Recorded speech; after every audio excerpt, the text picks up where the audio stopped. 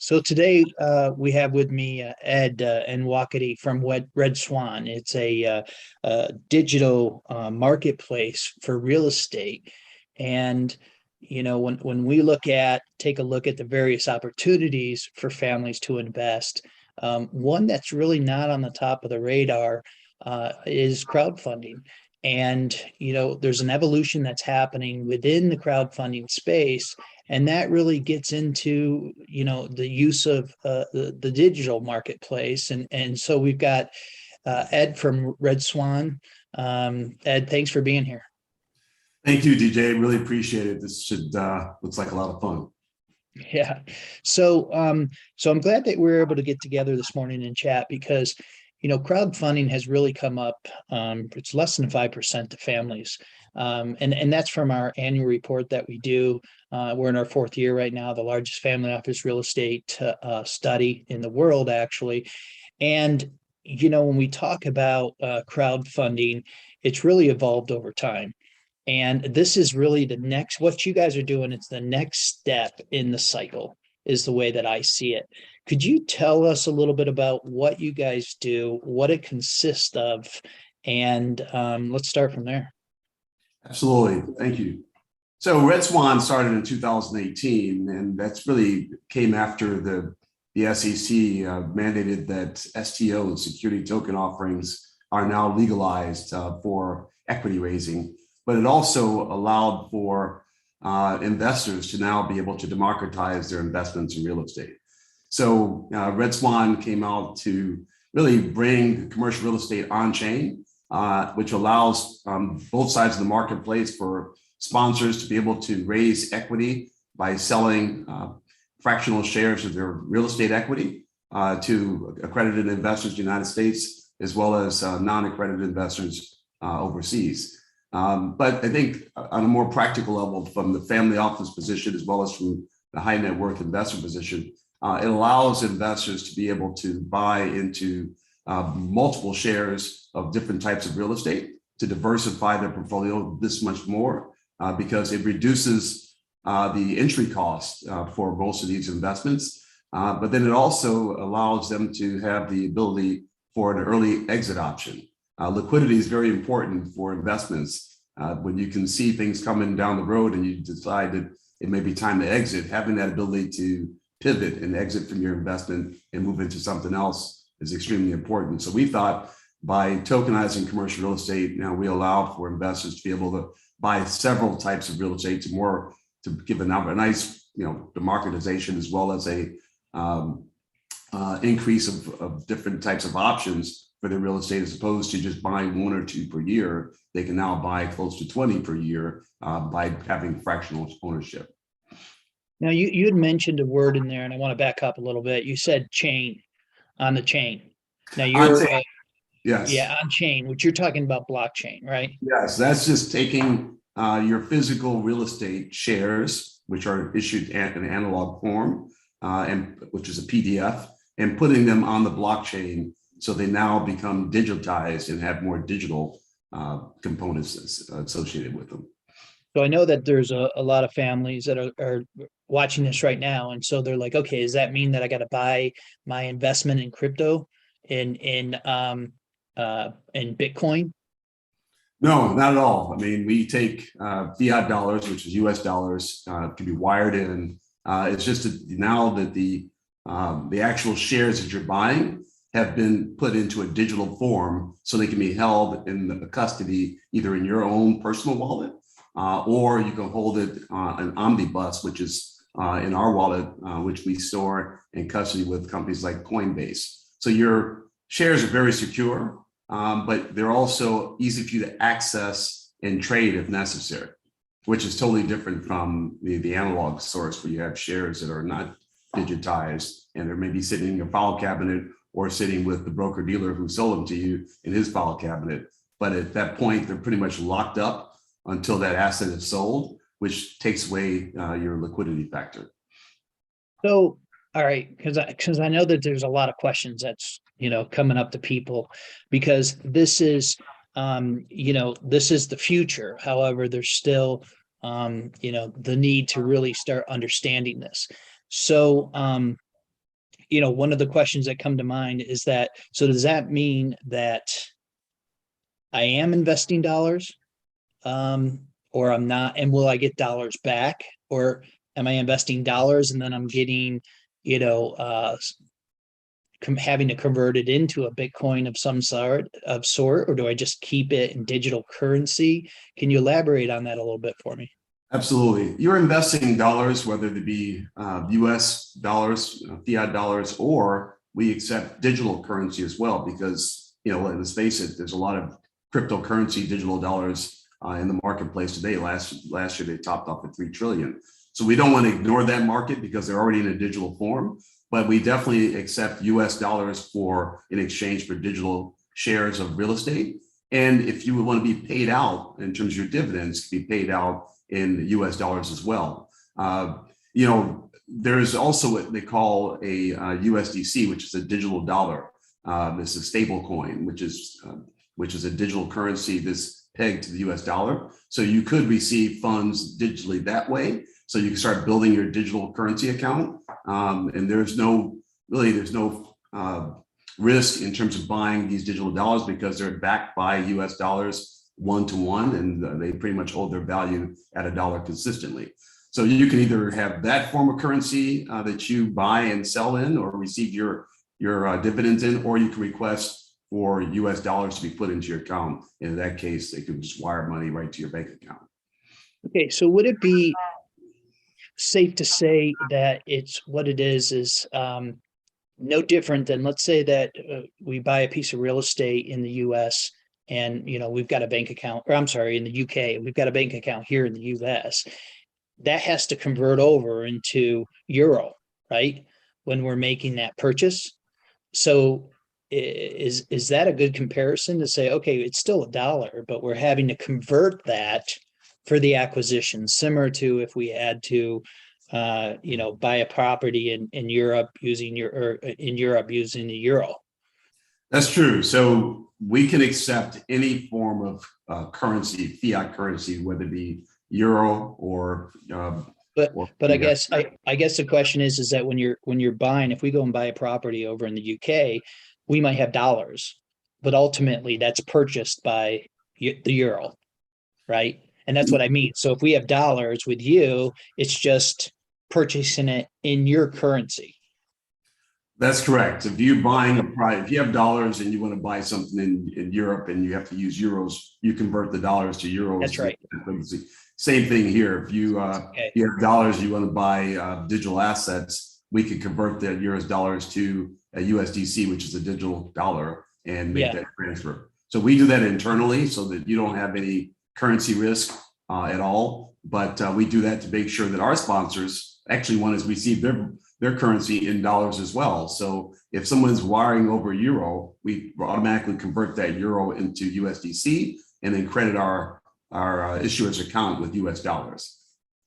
All right, so let's go back and talk about, one of the advantages of public REITs are that you have that liquidity aspect, because real estate itself is a non-liquid asset, right? So, there are often times that you do need to, you're like, okay, all my money is tied up in that property, right? And I can't get access to it. So from something you said earlier, it seems to me that this is a perfect opportunity to create that liquidity for ownership that you might have in a property. Absolutely. For sponsors as well as investors. Sponsors don't like their money. 40% on average of equity of a property is tied in the property until that property is sold, which means that all the opportunity costs that you have for your money in that asset has really been wasted.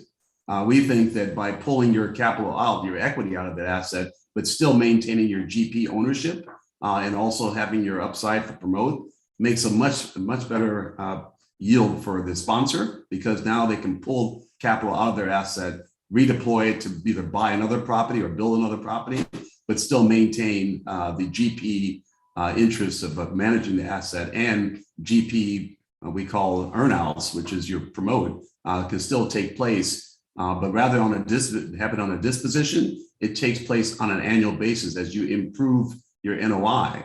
That fractional increase, so let's just say, for example, you have a hurdle rate to pay your investors 6% dividend annually. And you're now performing at a 9% dividend annually. That means you're 300 basis points above the hurdle rate that now the GP can split with the LPs at some ratio that they come to agreement on. Got it. Now, does it have to be, can you do a portion of your investment, or does the whole property need to be tokenized? You can tokenize, we like to tokenize the entire LP capital stack to keep it consistent so everyone has the same rights and benefits, but you could carve out, and we are doing that on a high rise in Miami right now, you could carve out a section of the equity to be tokenized, and those that particular section now has its own rights and characteristics of digital assets, and maybe others may be still in the analog form. That definitely can happen. Got it. So what are some of the misconceptions that you hear or that people believe when it comes to tokenization of real estate? I think people always get it confused with cryptocurrency. They think tokens are Bitcoin or something related to that. I think they believe that it's a Bitcoin type asset that's not backed by anything, so there's a lot of inherent risk. So they don't realize this is actually an SEC approved asset that is a security, just like the stock security they have with their stock exchange or their broker dealer account. So that's the largest misconception. And I think that the liquidity aspect, people get confused about as well. They think that, okay, I buy this, how do I sell it? How do we transfer it? And they don't realize that there are actually exchanges that exist right now called ATSs that allow you to transfer your digital shares to get liquidity, which is a major benefit for the industry. Because like you said, real estate for as long as I've known it has been an illiquid asset. The only way you can get out is by selling the asset. So these are called, and this is officially a CTO? Is that what it is? Or an STO? STO. It's an STO. Security Okay. token offering. And the initial was what? CTO? ICO. ICO, that's right. Yeah, we don't. Yeah. The initial was an ICO, initial point offering. Yeah, which is very important, because when you look at, back when the internet started, or not the internet started, but I guess in the late 90s, when you had all these high tech firms, they were really off of white papers for the most part, right? It was a concept. People were investing into it, and there really wasn't anything behind it. Well, that's the issue with the ICOs, is that all these people were coming up and actually putting together a white paper, raising capital. And there were reports of many companies that just went away. They took the money and went away.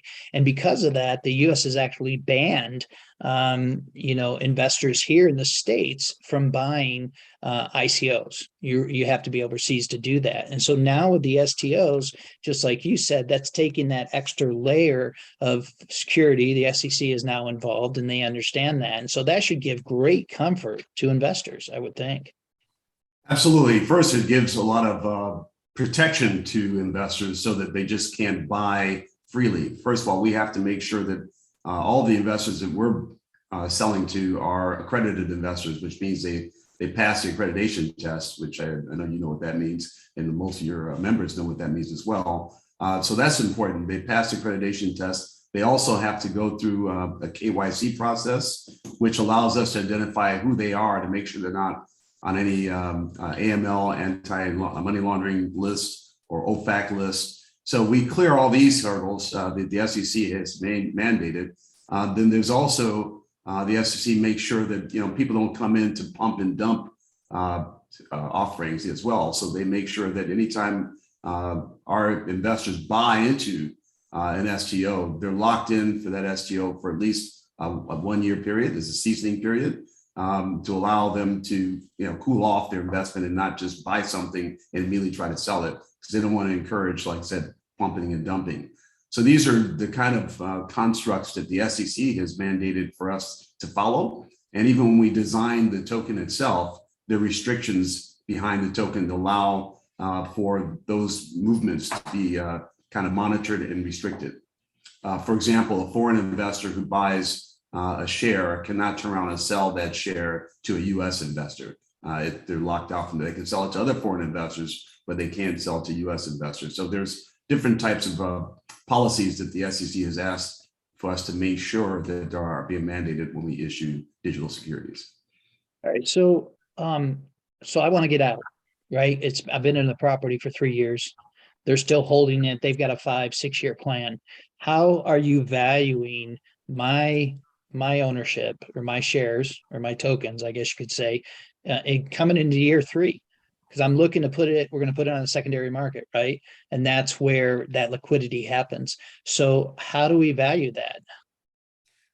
The same way we value it when we issue the shares. You start off by doing an evaluation of the project, appraisal value.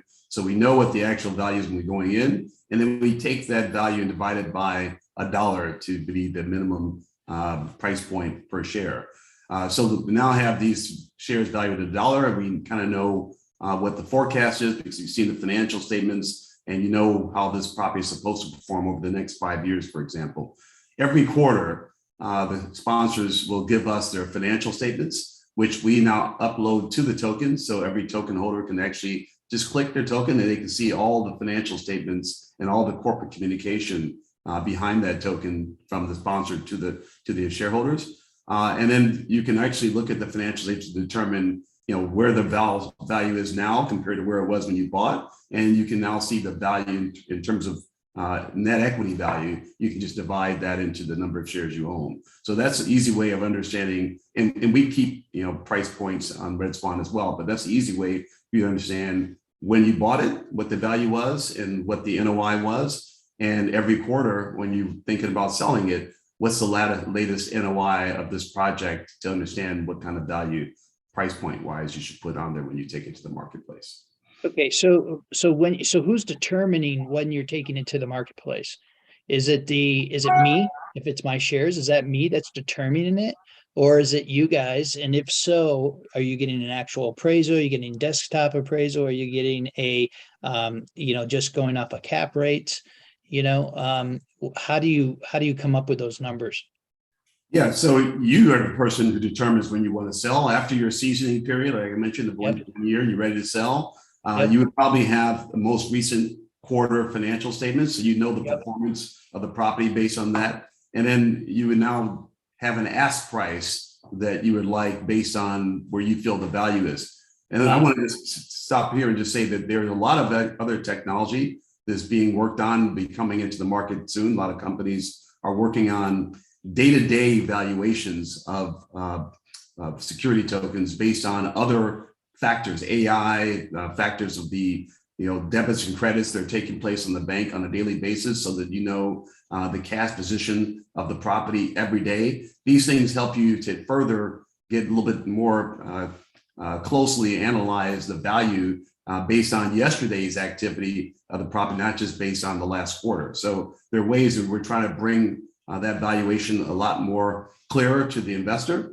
But even without the what's coming down the pipeline, you can take the last quarterly financial statement and understand where the NOI is for that property and then drill that down to the value of your shares. All right. So then I'm dictating basically this is what I'm willing to sell for.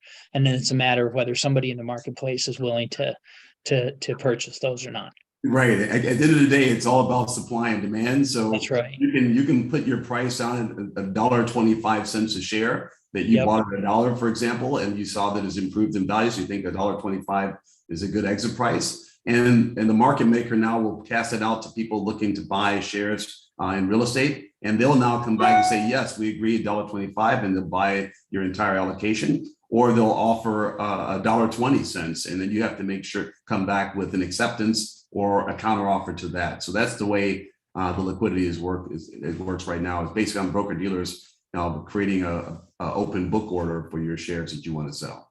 The more, of course, the more leading you are in terms of price point, the faster you'll sell, and the more aggressive you are with price point, the longer you might have to wait. Right. So is there anything else? I mean, this is great. I mean, this is definitely the future, and this is the direction that things are going. So is there anything else that you'd want to mention that you think's extremely important before we finish up here? Yeah, I just think that family offices are great investors, and I think on average have at least 30% of their investment in real estate. And I was just reading a few days ago that looks like that's going to be increasing like 37% into real estate, hard assets. And I think that's wonderful. And I just think that this now allows them more flexibility with making their investments. So, like I said, in 1 year, if a family office is lucky enough to invest in 5 projects for the year, and their minimum investment was, let's say, $2 million per investment. Now they can actually take that same $10 million and divide it into 100 properties, which further, I think gives them better dollar cost averaging, but also gives them a better portfolio of diversification, which I think helps their performance overall. Also, having the ability to monitor and exit if necessary, or just see if there are opportunities to buy more at a lower price and start trading within the shares they own. It enhances their ability to make future profits. And I think that's something they never had an opportunity to do before. So, yeah, I think we just wanted to make sure the family office is very clear that this is exactly the same kind of product you're buying every day. It just comes in a different format, which is digital. Digital, as far as I'm concerned, is better than non-digital in almost every capacity. Everything that's gone digital goes for a reason, because it's faster, better, cheaper, and more efficient. And the same thing for digital shares for real estate. Buying into digital real estate shares is faster, easier, much better, much more efficient for them. And now comes with liquidity options. Well, I'll tell you, and I'd be curious on where you got that statistic, because obviously it's, with our report and whatnot, and it's so I'd like to see those numbers. But the one thing I will say too is that crowdfunding has been increasing significantly. In fact, one of the main crowdfunding sources, they've tripled basically what they've done on a capital raise over the last, from what they were doing 3 years ago to what they're doing now, is significantly more. And a lot of, with families, it's the younger generation that really has grasped and take down this technology, right? And so they understand that much better than the first gens. And so it's an evolutionary process, just like with what you're doing. And in fact, I've talked to all the crowdfunding sources that's been around for years, and not one has taken the step that you have. So I really see that you're ahead of the curve, and you're actually, being a market maker, I guess you could per se. And so, Ed, I want to thank you for being here and chatting about it, because it's a really it's something that, like you said, it's utilizing blockchain, it's utilizing current technology, and it provides liquidity. And one of our board members, actually, Joe Pagliara, who's the head of real estate at University of Chicago booth, he said that, a proper allocation or diversification of a portfolio is really 15 properties. And you either have to get that through, you really either get that through a fund, or you have to invest in a lot of different properties. And typically, when you're doing it directly into the deals, you're going to write bigger checks. This allows you to actually diversify even more for the same amount of money that you're investing as a family, right? And you do have that liquidity feature as well. So I think it's something that, families really need to take a look at and dive into and see the opportunity. And with you guys at Red Swan, I mean, you've got a great platform. And we encourage people to actually go on and take a look at Red Swan, see what's available. Ed, thank you so much for being here today. We appreciate it, and we'd love to have you back to keep us abreast of how things are going on a go-forward basis, because we like to have industry leaders and telling us where we are and what the direction is, and you're definitely at the top of our list when it comes to tokenization. Thank you, DJ. You're absolutely right about this is really for the younger generation that's taking over. There's going to be a huge transfer of wealth over the next 10 years. We realize that, and it's moving towards technology every day. We're seeing customers, not just the owners of these properties themselves, but they're bringing their siblings on board to talk with us, because they realize they're going to be the ones inheriting the property, and they want to understand the new ways of handling their technology and handling the transactions.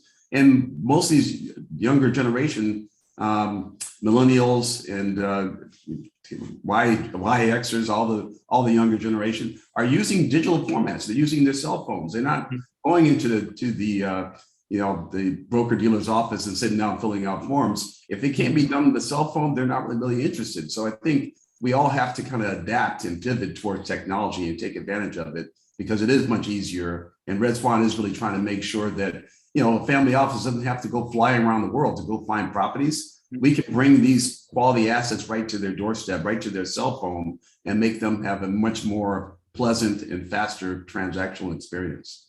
So thank you very much for letting me be on this show with you. Well, like I said, we'll ask you back so we can get an update. So Ed, thanks for once again being on the show, and let us know how things keep going. Thank you. Take care, DJ. Have a good weekend.